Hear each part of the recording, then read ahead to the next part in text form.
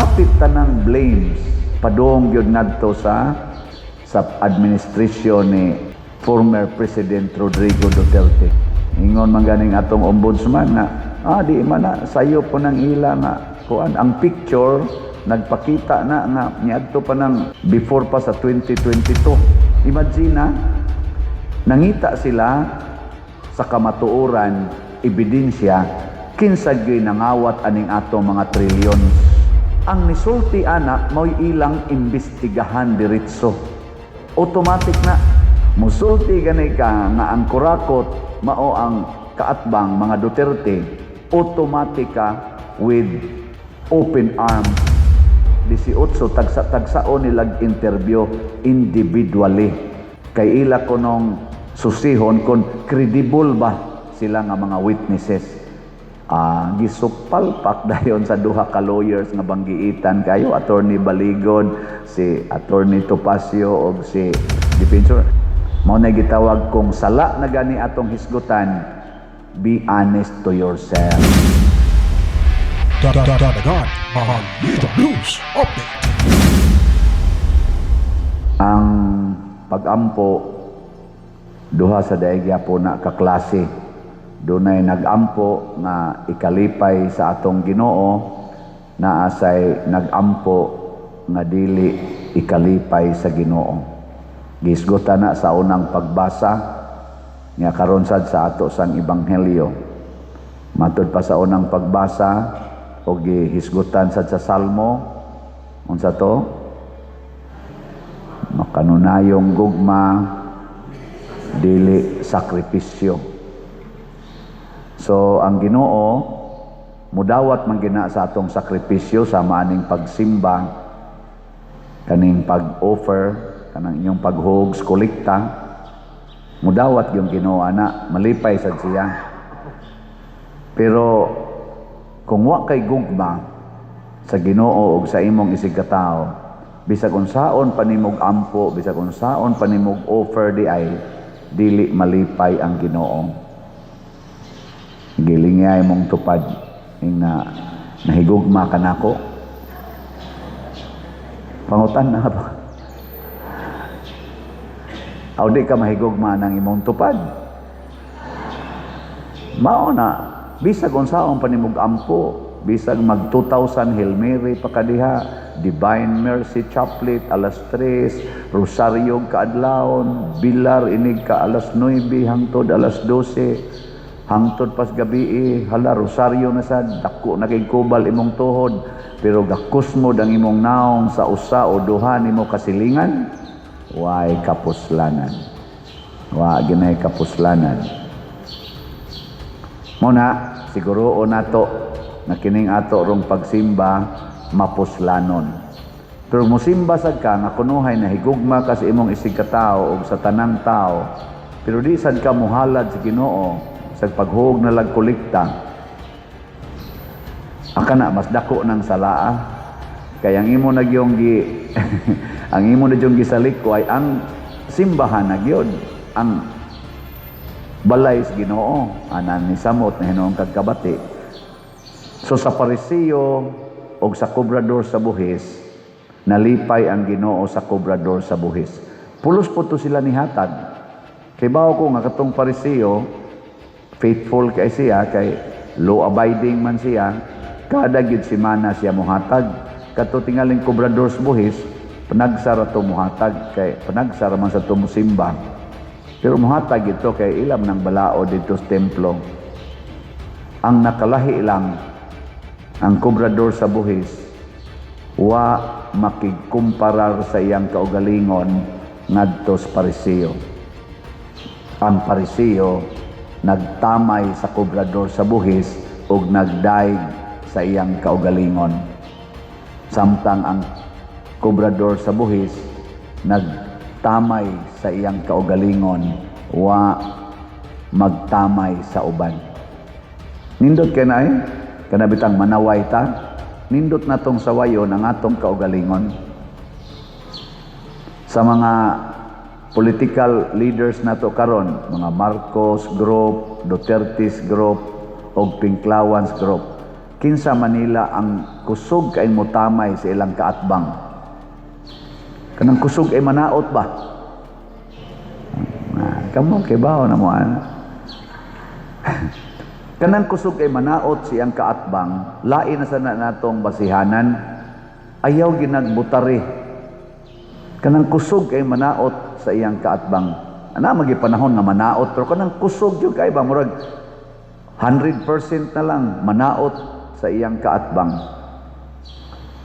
Amo tan-aw karog social media, naa diha makita nato ang tanang opinion o statements gikan sa mga ahensya sa atong gobyerno karon, gikan sa executive branch, pinaagi sa ilang speaker kanang sa ng ilang PCO ba na PCO Franz Castro, ari kag ombudsman Boyeng Rimulya, ari kag Kumilik, ari kag NBI, ari kag Congress.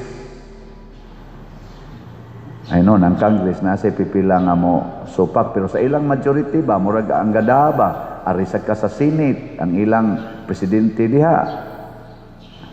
Hapit tanang blames padong gyud ngadto sa former administrators sa administrasyon ni former President Rodrigo Duterte. Kung atong tanawon ba 99% to agyud ang blame.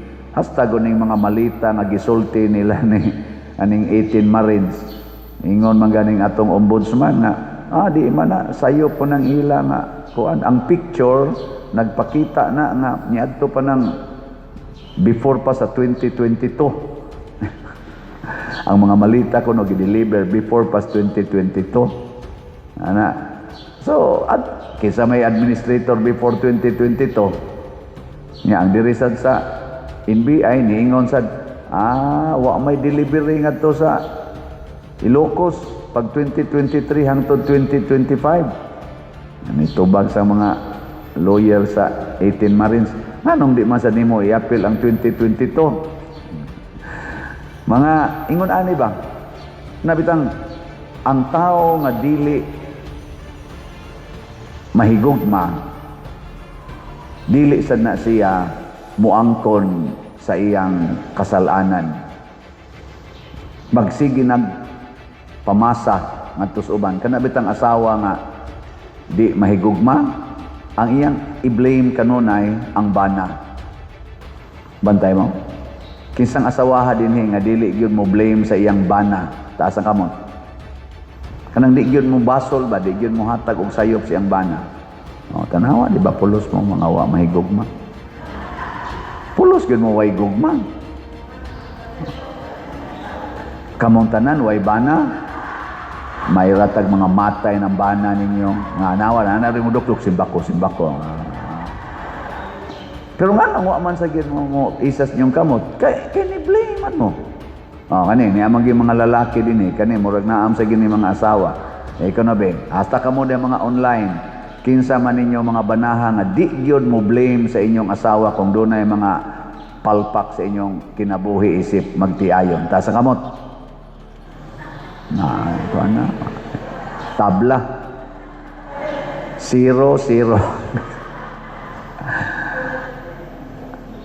Na kanindot unta kon ang mga leaders dili magsigig daot sa ilang isig ka leader, magtinabangay unta.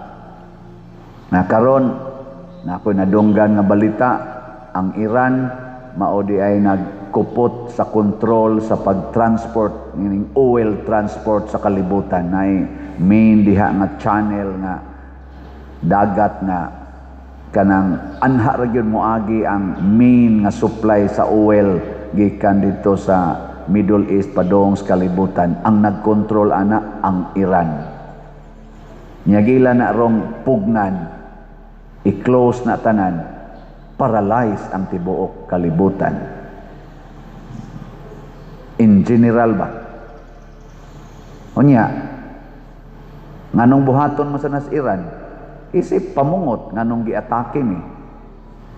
Nya moingon sa ning mga Amerika o Israel, og di sad mo atakihon, kami man sa imong atakihon, kinsa maroy masunodan. So isig sila og kanang hatag og pressure sa kalibutan. Naghatag og pressure. Unsa may ilang gigamit karon pag pressure sa usag-usa? Ang ila kunuhayng kwarta. Ang mga namugna sa ilang kwarta. Mo'y ilang gi-pressure karon. Mo nang niingon gyud si Kristo, dili mo pwedeng mo alagad sa duha ka agalon, di mo pwedeng mo alagad sa Ginoo ug sa kwarta. Ang kwarta mo gialagaran aning mga nasod karon nga mga isog kayo. Kinisang ato mga politicians nga mga isog kayo, nya mura ra ba hinuog kitang magtan-aw, magkatawa na lang tas ilabang mga buhat ba. Imagine nangita sila sa kamatuoran, ebidensya, kinsa gyud nangawat aning ato mga trillions. Kadi man na ikalimod natong tanan nga naa ginawa nga daghang kwarta sa atong nasod karon. Nangita sila. Kung kinsa to'y mutug-an kuno, kinahanglan mo report aron mo tabang gi-announce na sa atong mahal nga pangulo o kanilang tanan nga naas gobyerno. Naghangyo sila, tabangin aron makita nato kinsa maoy utok nining maong mga pagpangawat og kwarta. Karon na daghang nisulti nga ang nangawat og kwarta naas administrasyon. Na-mention na gyud apil na angan sa atong pangulo. Mo-mention gani kaana tanan nga ni-mention na kana si Romualdez, kanang congressman, kanang mga allies diha, mga cabinet members sa administrator o executive o ang head sa executive, maoy nangawat, ang nisulti ana maoy ilang imbestigahan diretso. Ikiha, ipapriso, isuspenso, automatic na. No, mo na rin gibuhat nila sa 18 Marines, mo na gibuhat ngadto ni Sergeant Gutisa, ngadto sa mga Diskaya, ngadto nila ni Mike Defensor, ug uban pa. Pero ang imo ganing isulti, musulti gani ka nga ang kurakot mao ang kaatbang mga Duterte, automatic ka with open arms. Gakson dayon ka nga you are credible, you are telling the truth. Pero adto gani ka mo punting sa administrator, ang isulti dayon sa ombudsman, sa NBI, sa Congress ug sa Senate, fake news na. Di na credible, questionable na, AI na. Pero ang mosulti gani, padung gani ng Res Duterte, bisan paghain na magikan, kana credible na. Nganong partial man kaayo, nganong di man consistent ang atong pagpangitas kamatuoran kay way gugma, way paghigugmag pagtahod sa Ginoo. Lingay mong tupad ing na consistent ka.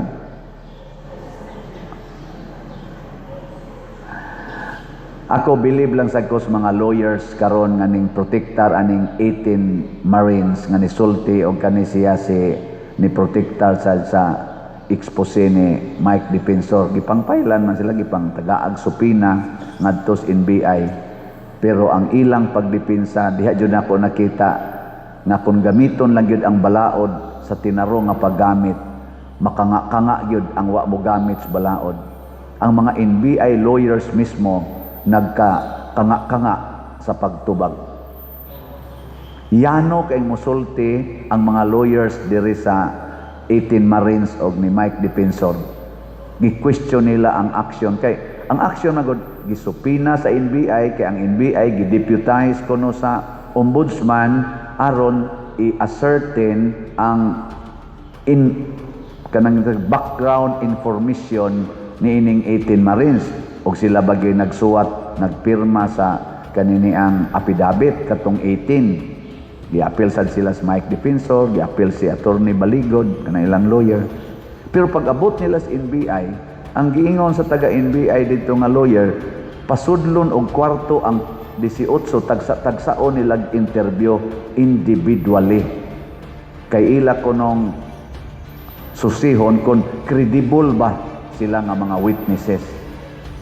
Gisupalpak dayon sa duha ka lawyers nga banggiitan kayo, Attorney Baligod, si Attorney Topacio o si Defensor. Malingaw ka, kamo na, kita ang tingin mo social media, naminaw ko ba, lawyer to lawyer, nindo talaga paminawon, pero mailhan gini mo, katong usa nga medyo nagdepinsa sa dili, maayong pagkagamit sa balaod, o kining tinuod yun nga nagbarog sa balaod, nindot kay paminawon ay. Magkanga-kanga, ang kantong ko nakuda. Parihara ko na nimo gud, asawa ka, imong pasanginlan, imong bana nga nangabit. Nya siya gisadan, nya ikaw sa day, doon na sa day kay kabit. Unsa may mahitabo? Inigtubag si mong bana, may ngon to, ang kunon anak ko, nangabit ko.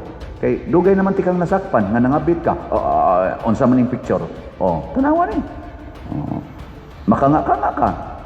Mas may pag mag-inang kunay mo sa inyong sala. Dong, pila imong kabit, ningon sa nang imong bana, upat. Ang ako, usaraman, giupat man sa nimong imo. Mana, saylo ako dong ha, nakapangabit kog kausa. Mingon sa nimong bana, saylo asa kong nakapangabit kog kaupat day. Wala, husay na. Pero gimo jog i-insist, ako way sa ang atong presidente, ang atong speaker sa Congress o ang atong ubang mga congressmen, wa na isa, limpyo gina sila. Ang sadaan kamurag yun, patay ka riya. Labi na gyud doon na kay gibuhat nga sala. Mao na ang kobrador sa buhis, gikahimutan sa Ginoo kay wa siya maglipod-lipod sa iyang kaugalingon. Gisaway niya ang iyang kaugalingon, gipukpok niya ang iyang dughan o igo ra siyang miingon, Ginoo, maluoy ka nako kay ako makasasala. Wa na siya miingon, kaluy isa nang naang parisiyo kay animal sa nakayo. Wa na. Mao na gitawag kung sala na gani atong hisgutan, be honest to yourself. Ilingay mo tupad. Ingna pilagi sa ni moron. Napilay imong sala. Nang kanibitang pasaylo, doon naman ko'y formula anang forgiveness. O ang first gyud nga step aron magkapasayloay mo, mag-inangkunay gid mo sa inyong sala. Ayaw ipasangil ang tanang sala nga naara na sa imong gikakontra pag inangkunay mo. Ang kuna ang imong share, ang kuna sang iyang moangkon sa chest iyang share. Pananglitan na ako'y gihusay nga banag asawa. Ang asawa pertig yung lagutas bana kay nangabit. Pag atubang na nako nilang duha, honest kaing banang ni sulti. Tinuod na day, nakapangabit ko. Kay kapila man sa kunimo giinsulto. Muhangyo ko nimo, imo kong iwakli. Imo pa kong insultohon. Imo pa kong daghan ikagpasangil. Niya ang atong obligasyon isip ba nag-asawa, wa naman nimo tubaga. Di na gani ka mutupad og higda na kus kwarto ato na kaslaing kwarto. Pasangil lang nimo sa mga bata.